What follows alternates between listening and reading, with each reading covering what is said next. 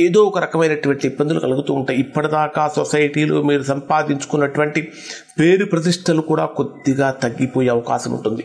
అంటే 9వ స్థానంలోకి రాహు వచ్చినప్పుడు సహజంగా అనుకూలతల కంటే ప్రతికూలతలు ఎక్కువగా ఉంటాయి.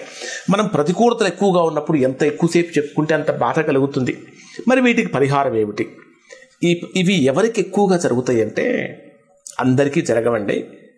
ఎవరికైతే రాహు మహర్దశ జరుగుతుందో, ఎవరికైతే రాహు యొక్క అంతర్దశలు జరుగుతూ ఉంటాయో వారు కొద్దిగా ఇబ్బంది పడతారు. అటువంటిది. అలానే ఎవరికైతే శుభగ్రహాల యొక్క మహర్దశలు జరుగుతూ ఉంటే అనుకూలమైన ఫలితాలే వస్తాయి. ఇంకా ఈ ప్రతికూలతలు ఎక్కువగా ఉన్నప్పుడు సాధ్యమైనంత వరకు మిథున రాశి వారు చేయాల్సిన పని ఏంటంటే జాయింట్ ఫ్యామిలీలో జీవించడానికి ప్రయత్నించండి. అంటే అందరితో కలిసి జీవించడానికి ప్రయత్నించండి. ఉమ్మడి కుటుంబంలో జీవించండి. మీకు వీలైతే ప్రతిరోజు కుక్క, అది కాలభైరవ స్వరూపం, దానికి ఆహారం పెట్టండి. వీలైతే కుక్కను పెంచుకోండి. ఒక కుక్కను పెంచుకోవడం వల్ల మీకు చాలా వరకు దుష్ప్రభావం తొలగిపోతుంది. ఖచ్చితంగా బంగారు ఆభరణాలు ధరించండి. అది అంటే వెయిట్తో పని లేదు. అది 10 గ్రాములు ఉందా, 20 గ్రాములు ఉందా, 1 గ్రామే ఉందా అనే వెయిట్తో పని లేదు. మీకు అరగ్రామ్ అయినా సరే ఒక బంగారు ఆభరణం ఏదైనా సరే, చెవికో, ముక్కుకో, కంఠానికో, చేతికో ఏదో ఒక రకమైనటువంటి ఒక బంగారు ఆభరణాన్ని ఖచ్చితంగా ధరించండి.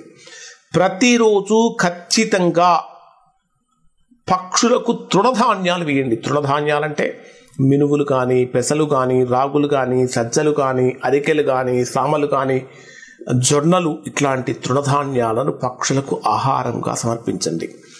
మీకు వీలైతే మంగళవారం రోజున కానీ, శనివారం రోజున కానీ, బుధవారం రోజున కానీ పొగాకు మరియు ఆవాలు ఈ రెండింటినీ దానంగా ఇవ్వండి. ఇవి దానంగా ఇవ్వటం వల్ల మంచి ఫలితాలు పొందుతారు.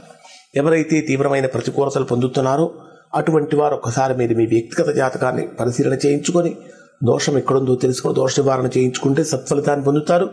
ఇవి మిథున రాశి వారికి రాహు వల్ల కలిగేటటువంటి ఫలితాలు. శుభం.